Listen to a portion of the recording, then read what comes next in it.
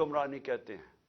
سب انسان جس معاشرے میں قانون کے سامنے ایک برابر ہوتے ہیں وہ قومیں اوپر چلی جاتی ہیں. میرے نبی صلی اللہ علیہ وسلم نے تقریباً 1500 سال پہلے کہا کہ جو قوم میں طاقتور جب جرم کرتا ہے اس کو نہیں پکڑتی اور صرف کمزور کو پکڑتی ہیں وہ تباہ ہو جاتی ہیں. آج اگر آپ نے ساری دنیا میں خوشحالی دیکھنی ہے اور غربت دیکھنی ہے تو ایک ہی چیز ہے جو فرق کرتی ہے، وسائل نہیں. جو قومیں خوشحال ہیں وہاں قانون کی حکمرانی ہے، رول آف لا ہے، انصاف ہے. اور جو تباہ ہیں وہ ساری وسائل کے باوجود جنگل کا قانون ہے، طاقت کی حکمرانی ہے، مائٹ از رائٹ ہے. جو طاقتور فیصلہ کرتا ہے اس ملک کی عدالتیں اس کے ساتھ کھڑی ہو جاتی ہیں. عدالتوں کا کام ہوتا ہے کمزور اور طاقتور کو ایک برابر رکھنا. حضرت ابو بکر جب خلیفہ بنے پہلی تقریر ان کی کہ میں طاقتور اور کمزور کو ایک برابر کروں گا. حضرت عمر خلیفہ بنے، انہوں نے واضح طور پہ کہا کہ میں انصاف کروں گا، کوئی طاقتور قانون سے اوپر نہیں ہے. حضرت علی خلیفہ بنے، پہلی سٹیٹمنٹ سب کی مشن سٹیٹمنٹ تھی میں انصاف کروں گا. تو میرے پاکستانیوں، آج ہم ادھر کھڑے ہوئے ہیں کہ ایک طرف ایک طاقتور ٹولہ، مافیاز جن کو عادت پڑی ہوئی ہے قانون کے اوپر رہنے کی، جب عدالتیں ان کی بات نہیں سنتی ڈنڈوں سے سپریم کورٹ کے چیف جسٹس کو اٹیک کر کے بھگایا انہوں نے. پھر پیسے چلائے باقی ججز کے اوپر، بریف کیس چلے، کوئٹہ بینچ کو خریدا گیا، ٹیلی فون کر کر کے فیصلے لیے کہ جج صاحب اس کو فلانے کو اتنی قید کرنا. عادت پڑی ہوئی ہے ان کو کہ اپنے ججز اپنی جوڈیشری کو کنٹرول کرے. کوئی انصاف اس ملک میں نہ آنے دیں، کیونکہ جو طاقتور مجرم ہوتا ہے وہ ہمیشہ اپنے آپ کو قانون سے اوپر رکھنا چاہتا ہے. مارشل لا لگتا تھا، قانون ختم، انصاف ختم.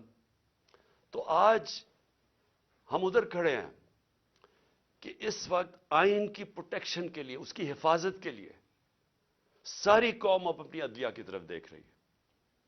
اور جو دوسری طرف ہے، سارا جو ٹولہ جمع ہوا ہے سٹیٹس کو کا، مافیاز جنہوں نے اس ملک کو 30 سال سے چوری کر کے لوٹا، پیسہ باہر بھجوایا، اور ان کا ایک مقصد ہے کسی طرح وہ پیسہ بچ جائے، کوئی ایسی چیز نہ ہو جائے کہ ان کا پیسہ خطرے میں آ جائے جو اتنی محنت سے انہوں نے چوری کیا.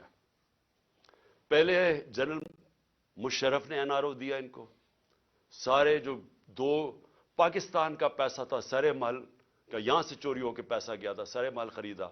سوئٹزرلینڈ میں $60 ملین پڑے ہوئے تھے، ایک NRO دے کے ان کو معاف کر دیا.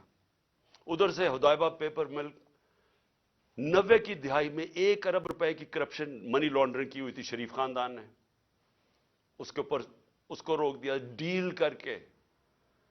کوئی جنرل مشرف یا کسی جنرل کو اختیار ہی نہیں دیا ہوا، کوئی آئین اختیار نہیں دیتا کہ آپ قوم کا پیسہ، کرپشن قوم کا پیسہ ہوتا ہے. گھر میں چوری ہوتی ہے تو میرا پیسہ ہے، میں معاف کر دوں، لیکن قوم کی چوری کا پیسہ کوئی معاف نہیں کر سکتا. لیکن یہاں ہوا، وہی صاحب اقتدار، وہی مافیاز قانون کے اوپر آ گئے. اور میرے سارے 3 سال لگے رہے کہ جی ہمیں NRO دو، جب وہ بلیک میل کر رہے ہیں کہ جی NRO دو، اور بدقسمتی سے ان کو NRO ملا. جنرل باجوہ نے ان کو NRO دیا، اور اب ان کو مشکل پڑی ہوئی ہے کہ کسی نہ کسی طرح اس NRO کو اب بچایا جائے. اور ان کو خطرہ صرف ایک آدمی سے ہے اور اس کی پارٹی سے، عمران خان اور تحریک انصاف سے. ساری کوششیں ہو رہی ہیں کہ کسی طرح عمران خان اقتدار پہ نہ آ جائے، اور اگر وہ آ گیا تو ان کا NRO خطرے میں آ جائے گا.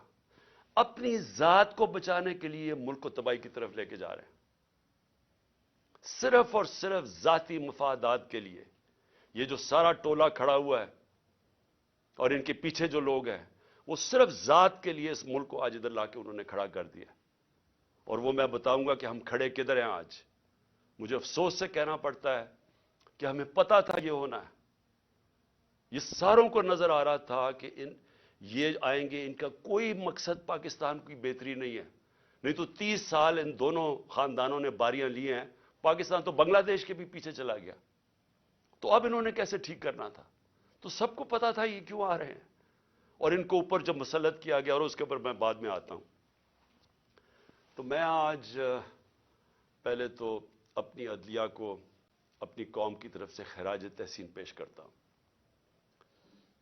کہ ہماری ساری امیدیں اب پاکستان کی عدلیہ سے. بدقسمتی سے ماضی میں ہماری جو عدلیہ کا رول رہا ہے, مجھے افسوس سے کہنا پڑتا ہے کہ وہ طاقتور کے ساتھ کھڑی ہو جاتی تھی. انہوں نے کمزور کا ساتھ نہیں دیا. انہوں نے ہمیشہ وہ جو نظریہ ضرورت, ڈاکٹرن آف نیسیسٹی, اس کے تحت انہوں نے بدقسمتی سے ہماری جمہوریت کو بھی نقصان پہنچایا. کہ جدھر رول آف لا نہیں ہے, جدھر قانون کی حکمرانی نہیں ہے, وہاں جمہوریت نہیں ہے. کوئی یہ نہ سمجھے کہ جدھر جنگل کا قانون ہے وہاں جمہوریت آئے گی. ہو ہی نہیں سکتا. الیکشن تو ساری دنیا میں ہوتے ہیں. کون سے ڈکٹیٹر نے الیکشن کروائے؟ کون سی ڈیولپنگ دنیا میں الیکشن نہیں ہوئے؟ لیکن جمہوریت نہیں ہے وہاں. کیونکہ جمہوریت تو آتی تب ہے جب رول آف لا ہو, اور رول آف لا آنے ہی نہیں دیا یہاں. مارشل لا لگتا تھا, ویسے ہی ڈاکٹرن آف نیسیسٹی, نظریہ ضرورت آ جاتی تھی. اور نہیں تو جب یہ دو جماعتیں آئی ہیں, انہوں نے اپنے آپ کو قانون کے اوپر رکھنا تھا, تو انہوں نے بھی عدلیہ کے نظام کو چینج کیا. جو ڈنڈے مار کے چیف جسٹس سجاد علی شاہ کو اس کے اٹیک کیا سپریم کورٹ کو, وہ ایک جمہوری حکومت نے کیا تھا, مارشل لا نے نہیں کیا. ان کو اتنا خوف تھا آزاد عدلیہ سے, کیونکہ یہ جب چوری کرتے ہیں تو یہ دیکھ ہی نہیں سکتے کہ اس ملک کی عدلیہ آزاد ہو جائے, کیونکہ چوری پکڑی جائے گی. اور وہی سجاد علی شاہ کر رہے تھے, جسٹس سجاد علی شاہ. اور انہوں نے اس کو اٹیک کر کے ہٹایا گیا. ججز خریدے, بغاوت کروائی سپریم کورٹ میں, صرف اپنی چوری بچانے کے لیے. اور آج بھی ہم وہاں کھڑے ہیں کہ یہ پورا ہماری عدلیہ کے اوپر زور لگا رہے ہیں. ہر قسم کا اب یہ بلیک میل کریں گے. ہر قسم کی ان کی ایک ہی کوشش ہوگی کہ پاکستان کی عدلیہ پھر ان طاقتور کا, ان چوروں کا ساتھ دے. اور اس کے لیے یہ بلیک میل کر رہے ہیں. اور ہر قسم کی, میں اپنی قوم کو کہنا چاہتا ہوں, تیاری کریں آپ. انہوں نے ہر قسم کا پریشر ڈالنا ہے عدلیہ پہ, جو انہوں نے ماضی میں کیا. اور انہوں نے ہر قسم کی کوشش کرنی ہے کہ پاکستان کا آئین جو واضح طریقے سے کہتا ہے کہ 90 دن کے آگے الیکشن نہیں جا سکتی. 90 دن کے بعد یہ دو کیئر ٹیکر گورنمنٹس, ان کے اوپر وائلیشن ہوگی آئین کی. ان کے اوپر یہ بالکل ان کا جو 900 کے ایک دن کے بعد, 90 کے ایک دن کے بعد, 90 دنوں کے بعد, ایک دن کے بعد یہ حکومتیں غیر آئینی ہو جائیں گی. ان کے کوئی آرڈرز نہیں سننے چاہیے کسی بھی بیوروکریٹس کو, کسی پولیس والے کو, کیونکہ قانون ان کو, آئین ان کو اجازت نہیں دیتا. تو جو اس ملک کی, میں قوم کو صرف آج سب سے پہلے تو یہ بتانا چاہتا ہوں کہ اپنی عدلیہ کے ساتھ ہم نے کھڑے ہونا ہے. ان کو ہماری ضرورت پڑے گی, کیونکہ ابھی سے ہی ان کے خلاف سٹیٹمنٹس آنی شروع ہو گئی ہیں. ان کو پریشر ڈالنے کی کوشش کی گئی ہے. جبکہ آئین واضح ہے, اس کے باوجود یہ کہنا یہ کوشش کر رہے ہیں. اور یہ جو دو مافیا فیملیز اس ملک کے اوپر مسلط ہوئی ہیں, یہ سارا وقت ان کا یہ نہیں کہتی, ان کو شرم بھی نہیں آتی یہ کہتے ہوئے, یہ اصل میں یہ کہتے ہیں کہ ہم قانون سے اوپر ہیں. نواز شریف کہتے ہیں میرے سے بڑا ظلم ہوا ہے, مجھے نکالا گیا. 1.5 سال اس کے اوپر تفتیش کی گئی سپریم کورٹ, اس کے بعد جے آئی ٹی, اس کے بعد ثابت ہوا اس کی کرپشن کا کہ 4 لندن میں بڑے بڑے فلیٹ جو پینما کے انکشاف میں سامنے آئے تھے, جو کسی ہم نے نہیں نکالے. انٹرنیشنلی ان کو اللہ کی پکڑ تھی, ان کے فلیٹ سامنے آ گئے جو ہمیشہ کہتے تھے ہمارے نہیں, ماننے پڑے ہمارے ہیں. اور عدالت میں بتا ہی نہیں سکے کہ پیسہ کدھر سے آیا. تو اس کے بعد جب عدالت نے ان کے خلاف فیصلہ کیا تو یہ نہیں کہ ابھی تک ثابت نہیں کر سکے کہ کدھر سے منی ٹریل گئی اس ملک سے پیسہ یہ فلیٹ خریدنے کو. ایک ڈاکیومنٹ نہیں دے سکے ثابت کرنے کے لیے. لیکن وہ کہہ یہ رہے ہیں کہ جرت کیسے پڑ گئی کسی کے ہمارے اوپر کیس کرنے کی, عدالتوں کو کیسے جرت پڑ گئی ہمارے خلاف فیصلہ کرنے کی. یہ اصل میں یہ کہہ رہے ہیں اور ابھی بھی یہ کوششیں کریں گے کیونکہ الیکشن سے یہ ڈرے ہوئے ہیں, عوام سے ڈرتے ہیں. پہلے کہتے جی ووٹ کو عزت دو, بڑی کیمپین کی ووٹ کو عزت کو. ہم جب پاور میں تھے الیکشنز کرواؤ, 3.5 سال میں سنتا رہا جی الیکشنز کرواؤ. اور اب الیکشن سے بھاگ رہے ہیں کیونکہ یہ تب الیکشنز کروائیں گے. سب سے پہلے عمران خان کو ڈسکوالیفائی کرو, عمران خان کو جیل میں ڈالو. یہ نواز شریف کی شرائط ہیں. اس کو وہ لیول پلینگ فیلڈ کہتا ہے. خود پکڑا گیا ہے اربوں روپے کے وہاں پراپرٹیز میں بیٹھا ہوا ہے, ثابت نہیں کر سکتا. عدالتوں سے جیل سے باہر بھاگا ہوا ہے جھوٹ کے اوپر. یہ شہباز شریف نے جعلی ایفیڈیوٹ دیا ہوا ہے لاہور ہائی کورٹ کو, کوئی شرم نہیں ہے اس کی. لیکن عمران خان کو جیل میں ڈالو, ڈسکوالیفائی کرو. تحریک انصاف کے لوگوں کو پکڑ دھکڑ کرو.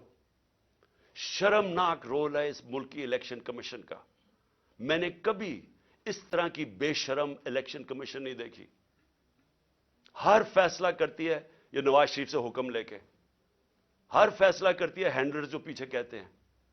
دو جو کیئر ٹیکر گورنمنٹس بنائی ہیں انہوں نے, ہم نے اتنے نام بھی ویسے دیے جو کہ غیر جانبدار تھے. انہوں نے جان کے ان لوگوں کو اوپر بٹھایا ہے جو یہ لاہور کا چیف منسٹر بنایا ہے. اس کو بالکل جو سب سے بڑا دشمن تھا تحریک انصاف کو, اس کو اوپر بٹھا دیا. جیسے آفیسرز پوائنٹ کر رہے ہیں جو یہ جو پولیس والوں کو رکھا گیا جنہوں نے ہمارے پہ تشدد کیا, ان سب کو اوپر بٹھا دیا. تو ہمارے اوپر کیسز کرو, پارٹی کو توڑو. جب یہ سمجھیں گے کہ یہ بالکل گراؤنڈ تیار ہو گئی ہے ان کے لیے, تب یہ چاہتے ہیں الیکشن کرواؤ. اس لیے بھاگ رہے ہیں الیکشن سے. اور میں ویسے ان کو کہتا ہوں کہ جتنی بھی دیر آپ کر لیں رزلٹ وہی نکلنا ہے, جتنی دھاندلی کر لیں رزلٹ وہی نکلنا ہے. لیکن ملک تباہ ہو رہا ہے. ہماری ساری کوشش یہ تھی کہ الیکشنز ابھی اس لیے ہم کروانا چاہتے تھے کہ الیکشن ایک ہی طریقہ ہے اس دلدل میں جو ملک پھنسا دیا اس سے نکلنے کا, اور تو دوسرا راستہ ہی کوئی نہیں ہے. تو ہم اپنے ملک کے لیے اپنی 2 گورنمنٹس ڈیزالو کرتے ہیں اپنے ملک کی خاطر کہ کسی طرح ہم جو یہ ادھر پہنچا دیا انہوں نے پاکستان کو کہ اس ملک کی 75 سالہ تاریخ کے اندر کبھی ملک کے یہ حالات نہیں تھے جو آج ہیں.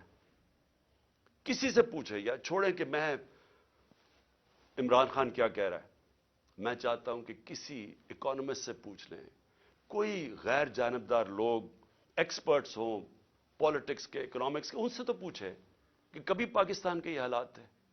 اور کوئی آگے روشنی بھی نہیں نظر آ رہی. جتنی دیر یہ بیٹھے رہیں گے یہ اور ہم ڈوبتے جا رہے ہیں. میرے پاس اعداد و شمار ہیں, میں یہ پھر سے اپنی قوم کو بتانا چاہتا ہوں کہ یہ جو حالات آج ہیں, کیسے اس ملک کا تنخواہ دار طبقہ اب گزارا کرے گا.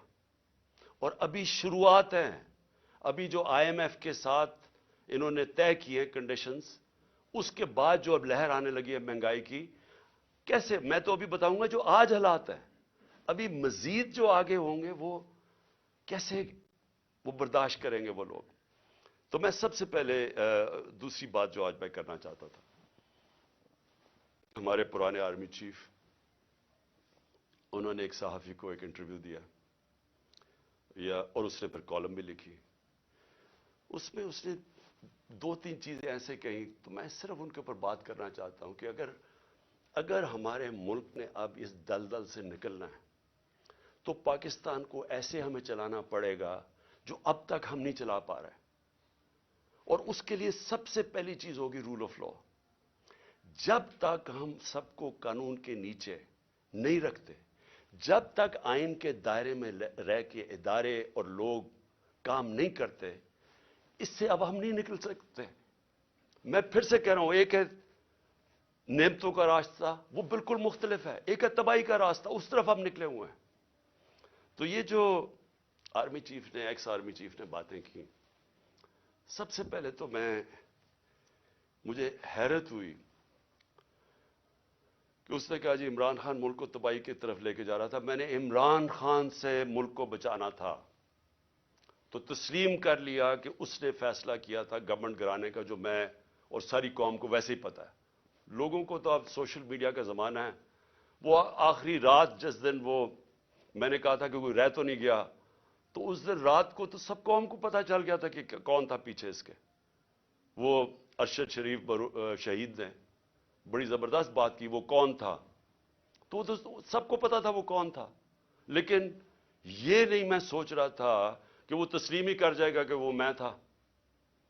اور اس نے کہا کہ بڑے برے حالات تھے پاکستان کے اور تباہی کی طرف جا رہا تھا. تو پہلے تو اس نے اکانومی کی طرف کہا، پھر اس نے فورن پالیسی کی طرف کہا کہ امریکہ بڑا ناراض تھا، امریکہ خوش نہیں تھا عمران خان سے، اور فورن پالیسی کا بھی وہ ایکسپرٹ تھا. پھر اس نے سیاست کی بھی کوئی باتیں کی، بڑا لمبی بات چیت کی. پھر وہ شوکت ترین کے اوپر کہہ دیا کہ اس نے اکانومی تباہ کر دی. تو اکانومی کا بھی ایکسپرٹ، پالیٹکس کا بھی ایکسپرٹ، فورن پالیسی کا بھی ایکسپرٹ وہ. دیکھیں یہ آگے جو میں اب ملک کو آگے کا سوچ رہا ہوں نا کہ ملک آگے کیسے بڑھے گا. دیکھیں یہ ایک آدمی کے پاس جب اتنی زیادہ پاور آ جاتی ہے، جو پاور اس جنرل باجوہ کے پاس تھی کہ سپر کنگ تھا، سب کے اوپر بیٹھا ہوا تھا، سارے فیصلے اس کے. گورنمنٹ تب تک ٹھیک، یعنی گورنمنٹ کے کام تب تک ہوتے تھے جب تک جنرل باجوہ فیصلہ کرے کہ ہاں یہ ٹھیک ہے. لیکن اگر میں عمران خان کہہ رہے کہ اس ملک میں احتساب ہونا چاہیے، جو 30 سال سے ملک کو چوری کر رہے تھے، جن کے پرانے کیسز بنے ہوئے ہیں، سوائے شہباز شریف کے 2 ٹی ٹی کیس اور وہ جو اس کا ایف آئی اے میں مقصود چپڑاسی والا کیس تھا 16 ارب کا، اور ٹی ٹی کا 8 ارب، جو اوپن اینڈ شٹ کیسز تھے، ان کے علاوہ تو سارے پرانے کیسز تھے. لیکن جب باجوہ صاحب نے فیصلہ کر لیا کہ احتساب نہیں ہوگا، تو احتساب نہیں ہو سکتا، کیونکہ اس نے اس میں تسلیم بھی کر دیا کہ نیب کو بھی وہ کنٹرول کرتے تھے. سو نیب بھی ان کے ہاتھ میں تھی، تو اکاؤنٹیبلٹی اگر وہ نہیں فیصلہ کرتے تو نہیں ہو سکتی، کیونکہ سپر کنگ ہے وہاں بیٹھے ہوئے. اس سے کیا چیز سامنے آئی کہ ایک آدمی کو جب اتنی زیادہ پاور مل جائے لیکن اس کو کوئی پوچھنے والا نہیں ہے، کوئی چیک نہیں کر سکتا. تنقید تو عمران خان کی ہوتی تھی ہر دوسرے دن، ہر روز ٹی وی پہ گالیاں سن رہا ہوں، تنقید ہو رہی ہے. پنچنگ بیگ تو میں تھا، پاور وہ لے کے بیٹھے تھے. فیصلہ جو کرنا ہے وہ، اگر وہ فیصلہ میں کوئی پالیسی وہ مانتے تھے تو وہ ہو جاتی تھی. اور خوش قسمتی سے کرونا کے اوپر ہم ایک پیج پہ آ گئے، کیونکہ ہم نے بڑا فیصلہ کیا کہ سمارٹ لاک ڈاؤن ہونا. ہم اپنے لوگوں کو تباہی میں نہیں ڈالنے لگے، کیونکہ غریب نے کچھ لے جانا تھا. اگر ہم لاک ڈاؤن کر دیتے غریب نے مر جانا تھا. تو ہم نے بڑا فیصلہ کیا تھا، تو اس میں انہوں نے سپورٹ کی، تو وہ تو ٹھیک چلتا گیا، بلکہ بڑا اچھا کام ہوا. اور بھی کام تھے. میں بار بار کہتا ہوں کہ بڑا ایشو بن سکتا ہے پولیو کا پاکستان میں. اس کے اندر بارڈر ایریاز میں بہت مدد کی انہوں نے. پھر ٹڈی کا آ گیا تھا، وہ جو لوکسٹ کا تھا، مدد کی اس میں. لیکن جدھر فیصلہ کیا کہ احتساب نہیں ہونا، اور ان کے فیورٹ شہباز شریف تھا، آپ شہباز شریف کو کچھ نہیں کر سکتے تھے.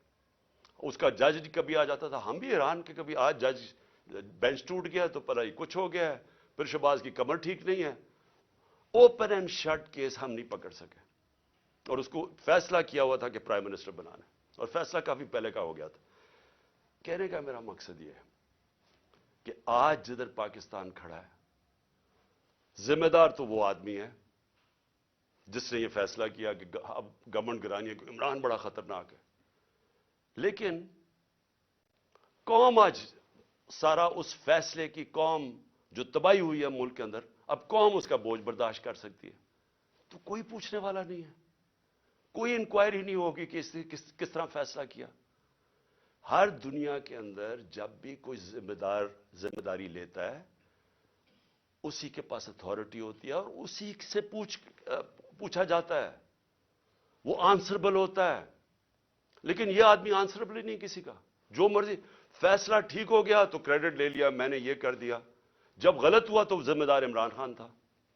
اور آج کون ذمہ دار ہے؟ میرا سوال یہ ہے کہ چلتی ہوئی اکانومی کو جو آج اس نے یہاں پہنچایا ہے, اس کا کون ذمہ دار ہے؟ یہ کہتے ہیں نا جی کہ بڑے برے حالات تھے. میں آپ کو آئی ایم ایف فروری 2022 میں, آج سے 1 سال پہلے, پاکستان کی اکانومی کے اوپر وہ کامنٹ کرتے ہیں, سمری بناتے ہیں, ایگزیکٹو سمری. وہ کیا کہتا ہے؟ 4 چیزیں کہتا ہے پاکستان کی. 1 سال پہلے, ہماری حکومت گرانے سے 1.5 مہینہ پہلے, وہ کہتا ہے کہ پاکستان کی اکانومی واز گروئنگ فاسٹ, تیزی سے ہماری دولت میں اضافہ ہو رہا تھا.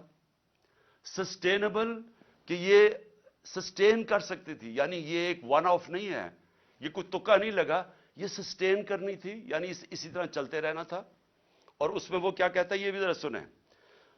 وہ کہتا ہے کہ 7 سالوں کے اندر پاکستان کی جو مڈل کلاس میں اضافہ ہوگا, یعنی جو مڈل کلاس, جو جن کے حالات بہتر ہوں گے, وہ 6 کروڑ لوگ اوپر جائیں گے, مڈل کلاس بنیں گے پاکستان کی. آئی ایم ایف کہہ رہا ہے. پھر کہتے ہیں انکلوسو. انکلوسو کا کیا مطلب ہے؟ کہ صرف امیر امیر نہیں ہو رہا, انہوں نے کہا کہ سارا آبادی اس کے اندر شامل تھی. غریبوں کے لیے ہیلتھ کارڈ, لانسٹ جو کہ دنیا کی لیڈنگ میڈیکل جرنل ہے, جو کہ ساری دنیا کے ٹاپ ڈاکٹرز وہ جرنل پڑھتے ہیں, جس کو لانسٹ کہتے ہیں. لانسٹ پاکستان کے ہیلتھ کارڈ کی تعریف کر رہا تھا, اور وہ تعریف اس لیے کر رہا تھا کہ پہلے تو یہ نچلے طبقے کو پہلی دفعہ ایک انشورنس ملی کہ غریب گھرانہ کسی بھی ہسپتال میں جا کے اپنا 10 لاکھ تک علاج کروا سکتا تھا. یہ انہوں نے, لانسٹ لکھتا ہے کہ ہمارے سے بہت امیر ترین ملکوں کے پاس بھی یونیورسل ہیلتھ کوریج نہیں تھی جو پاکستان میں تھی. اور اس کا جو دوسرا کیا پہلو تھا کہ ہمارے جو پرائیویٹ سیکٹر ہے, جو دیہاتوں میں نہیں جاتا, جو ہمارے گورنمنٹ ہاسپٹلز ہیں وہاں دیہاتوں میں ڈسٹرکٹ ہاسپٹلز خالی پڑے ہوتے ہیں, ڈاکٹرز نہیں جاتے, نرسز نہیں جاتے, وہاں سارے بیچارے ادھر سے اٹھ کے لوگ آ جاتے ہیں ڈویژنل ہیڈ کوارٹرز یا بڑے شہروں میں. تو پہلی دفعہ پرائیویٹ سیکٹر دیہاتوں میں جا رہا تھا. انہوں نے چھوٹے چھوٹے ہاسپٹلز بنانے شروع کر دیے ہیلتھ کارڈ کی وجہ سے. تو ایک ہیلتھ کوریج کا نیٹ ورک بن رہا تھا پاکستان میں, جو کہ انہوں نے آ کے ختم کیا. اور کیوں کیا؟ کیونکہ وہ مریم کی وہ آڈیو لیکس, اس میں وہ کہتی ہے کہ عمران خان کو فائدہ نہ ہو جائے. اپنے تو کھانسی بھی ہو اور وہ زکام بھی ہو تو باہر چلے جاتے ہیں سارا ٹبر علاج کروانے کے لیے.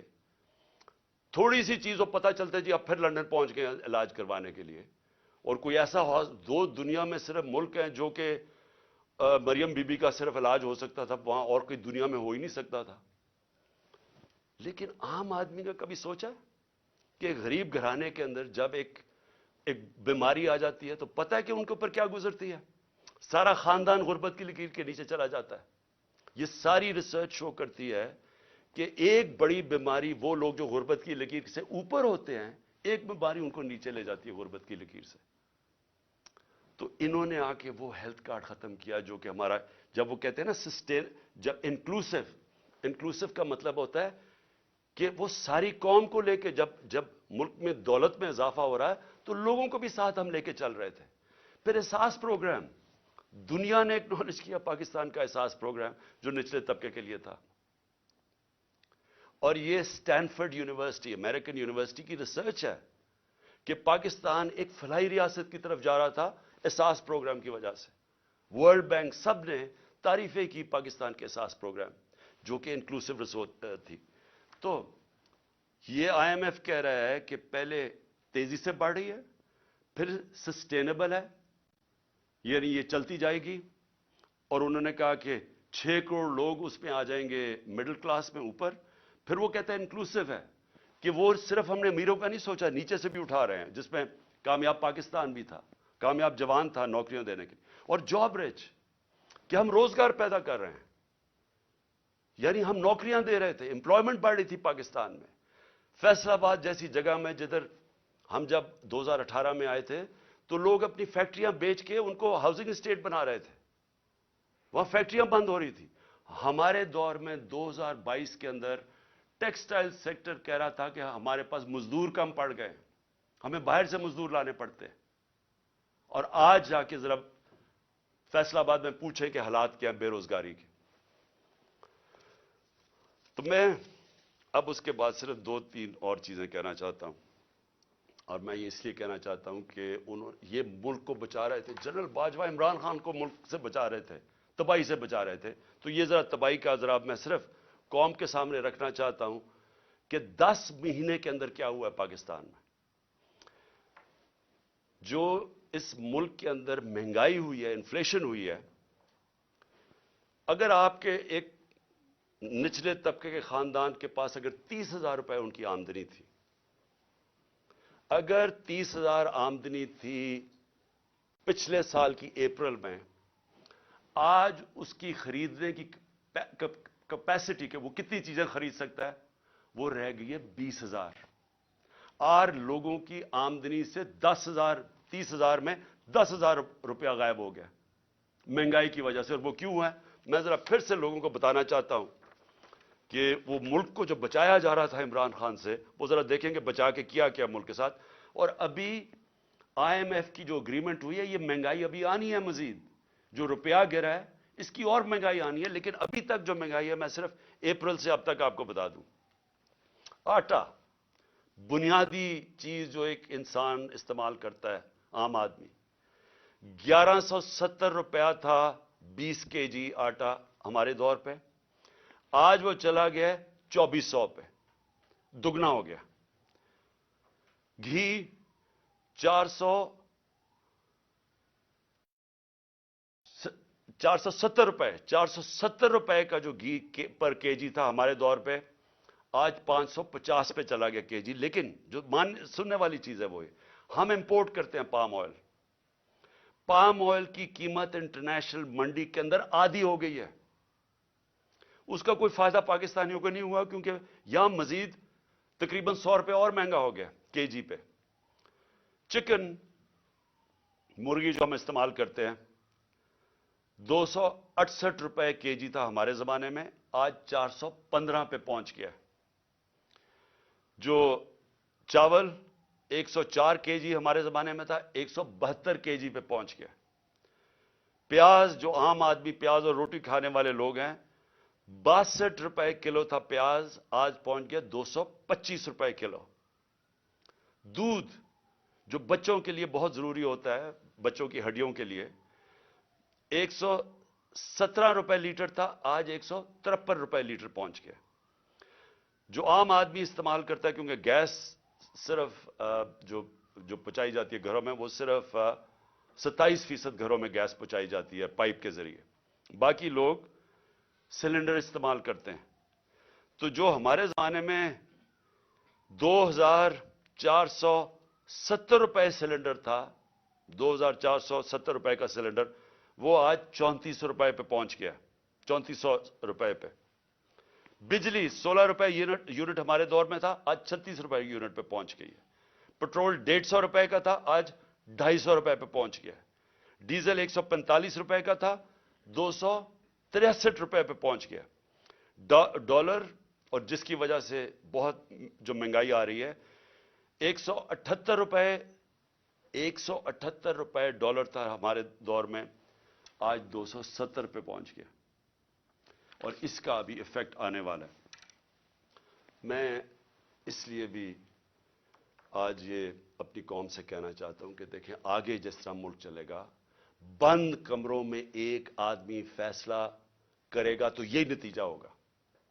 اس کے پاس اتنی پاور ہے کہ وہ عقل کل بن گیا، ہر چیز کا وہ ہر فن مولا بن گیا.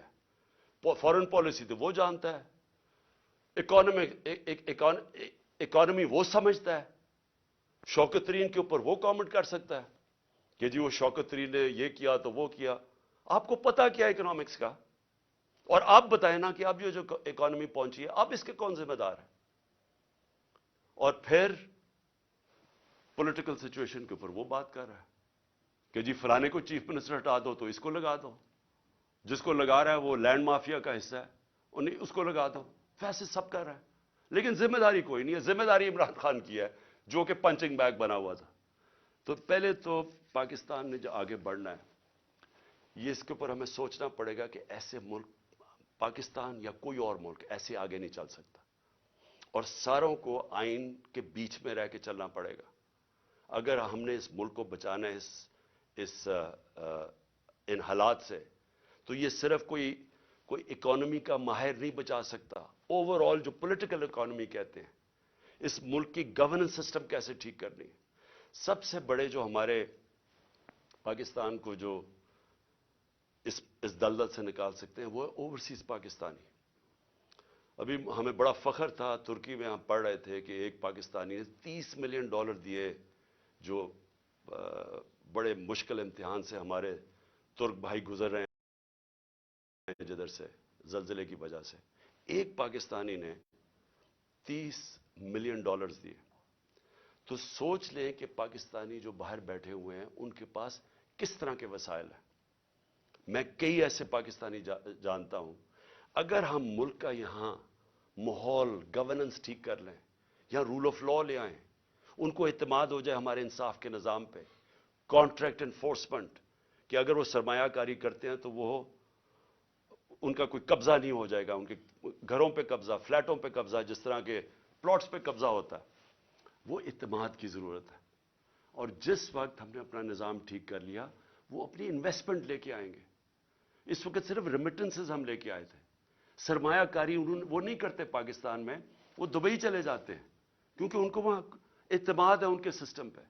لیکن پاکستان سے وہ وہاں نہیں کرتے کیونکہ اعتماد نہیں ہے. اور اعتماد اس لیے نہیں ہے کہ ایک آدمی فیصلہ کر کے گورنمنٹ گرا دیتا ہے, ایک دم پالیسیز چینج ہو جاتی ہیں. جس ملک میں سرٹنٹی نہیں ہے, پولیٹیکل سرٹنٹی نہیں ہے, وہ کبھی بھی اس ملک میں وہ اس طرح کی سرمایہ کاری اور خوشحالی نہیں آ سکتی. تو ہم نے پاکستان کو جو نکالنا ہے, اس میں ہم نے اپنی اکانومی ٹھیک کرنے کے لیے سب سے پہلے اپنا گورننس سسٹم ٹھیک کرنا ہے. ایک سرٹنٹی لے کے آنی ہے, ایک پریڈکٹیبلٹی جو انگریزی میں کہتے ہیں. یعنی جو آج سرمایہ کاری کرے اسے پتا تو چلے کہ ملک آگے 5 سال کس طرح جائے گا. اس کے لیے سب سے پہلا قدم صاف اور شفاف الیکشن ہے. جب تک ہم صاف اور شفاف الیکشن نہیں کرواتے, ملک کے اندر استحکام نہیں آتا. جب تک پولیٹیکل سٹیبلٹی نہیں آتی, اکانومی سٹیبلائز نہیں کرتی. اور کوئی مجھے آج بتا دے کہ اس کے علاوہ کوئی حل ہے. ہمارا مسئلہ یہ ہے کہ ہمارا پالا پڑا ہوا ان لوگوں سے جو ملک کا نہیں سوچ رہے. ان کے پیسے باہر پڑے ہیں, ان کی اربوں ڈالر باہر پڑے ہیں. ان کو کوئی فکر نہیں ہے کہ اگر پاکستان نیچے جاتا ہے تو ان کو کوئی نقصان نہیں ہوتا, کیونکہ ان کے ڈالر تو اوپر جا رہے ہیں روپے کے مقابلے میں, ان کو کوئی فرق نہیں پڑتا. لیکن جن پاکستانیوں کا جینا مرنا پاکستان میں ہے, ان کو بڑا فکر کرنی چاہیے آج کہ اس وقت ہم جدھر کھڑے ہیں, یہ ہمارے ان پالیسیز اور ان لوگوں نے, مافیاز, اپنی چوری بچاتے بچاتے ہمیں گھٹنوں پہ یہ لے آئے. ہمارے پاس اب بارگننگ پاور ہی نہیں رہ گئی, ہمارے پاس وہ طاقت ہی نہیں رہ گئی کہ ہم کہیں کہ جی آئی ایم ایف کو کہیں یہ چیز ہم مانتے ہیں, یہ نہیں مانتے. کیونکہ ہم تو بالکل ادھر پہنچ گئے ہیں کہ انہوں نے پہلے کہا جی ہم آئی ایم ایف کو یہ کر دیں گے, ہم ڈالر 200 سے نیچے لے آئیں گے روپیہ, اور آج کدھر پہنچ گئے. کیونکہ ان کے پاس کوئی روڈ میپ نہیں ہے. روڈ میپ ہے وہ شروع ہوگا صاف اور شفاف الیکشن سے, جس سے یہ لوگ بھاگ رہے ہیں, اور ان کے پیچھے جو لوگ بیٹھے ہیں وہ بھی اپنے مفادات کے لیے اس سے بچ رہے ہیں. قوم کو میں آج کہنا چاہتا ہوں کہ دیکھیں, یہ اصل میں حقیقی آزادی کی ہماری جدوجہد ہے. ہم اپنے ملک کو قانون, انصاف دے کے, فنڈامنٹل لوگوں کو رائٹس دے کے, رول آف لا کر کے آزاد کرنا چاہتے ہیں. وہ آزادی تو آتی ہے انصاف سے, اور وہ تب ہوگی جب ہم سب جدوجہد کے لیے تیار ہوں. میں نے جو جیل بھرو تحریک ہے اس کی میں پوری تیاری کر رہا ہوں, اور مجھے خوشی ہے کہ بڑے لوگ رجسٹر کر رہے ہیں اس میں. میری انتظار کریں, میں چند روزوں میں یہ اعلان کروں گا, کیونکہ ہم یہ سسٹم 2 طرح ہیں, توڑ پھوڑ کر دیں, سڑکوں پہ نکل جائیں, انتشار پھیلا دیں, ہم کر سکتے ہیں. سب سے زیادہ اسٹریٹ پاور ہمارے پاس ہے, لیکن ملک یہ برداشت نہیں کر سکتا. اس لیے یہ پرامن طریقے کا احتجاج ہے جیل بھرو تحریک. ہمیں جو سارا وقت ڈراتے رہتے ہیں جی آج اس کو پکڑ لیا, شوکت ترین کے وارنٹ نکل گئے, کبھی وہ عثمان ڈار کے پیچھے پڑ گئے, جو بولنے والا اس کے پیچھے پڑ گئے. صحافیوں کو ڈرا رہے ہیں, دھمکا رہے ہیں. لوگ یہاں سے باہر بھاگے ہوئے ہیں. معین پیرزادہ وہ باہر بھاگا ہوا ہے. وہ دوسرا ارشد شریف سے جو ہوا, جو ابھی بھی جو سٹریس ڈالتے ہیں کہ تھوڑی سی ادھر سے لائن کراس کر کے آپ یہ تنقید نہیں کر سکتے. یہ اگر تنقید ہوتی تو جنرل باجوہ یہ ظلم نہ کر سکتا پاکستان پہ. اس کے اوپر تنقید ہی نہیں الاؤڈ تھی. پنچنگ بیگ تو ہم بیٹھے ہوئے تھے, وہ جو مرضی کرتا, کوئی پوچھنے والا ہی نہیں تھا. اس لیے اس ملک کے لیے, حقیقی آزادی کے لیے ہم سب کو جدوجہد کے لیے اب تیار رہنا پڑے گا. میں آج سارے اپنے پاکستانیوں کو آخر میں کہہ رہا ہوں, جو نوجوان یہ سوچ رہے ہیں ملک چھوڑ کے جانے کا, آپ سب کو کہہ رہا ہوں, دیکھیں بھاگنے کی کوئی جگہ نہیں ہے. جو قومیں جب تک اپنی آزادی کے لیے نہیں لڑتی, جدوجہد نہیں کرتی, کوئی ان کو آزادی نہیں دیتا. زنجیریں گرتی نہیں ہیں, توڑنی پڑتی ہیں. ہم سب کو تیاری کرنی چاہیے. اور میں پھر سے اپنے ساری پارٹی کو, پاکستانیوں کو کہنا چاہتا ہوں, تیاری کریں جیل بھرو تحریک کی. انشاءاللہ میں چند دنوں میں اس کی اناؤنسمنٹ کروں گا. پاکستان زندہ باد.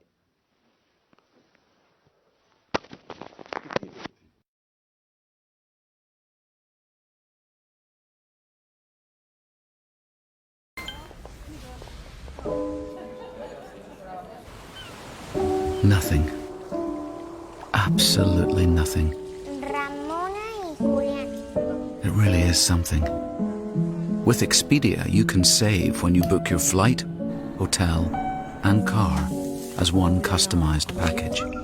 So you can have a bit more money to do even less. Atoll protected.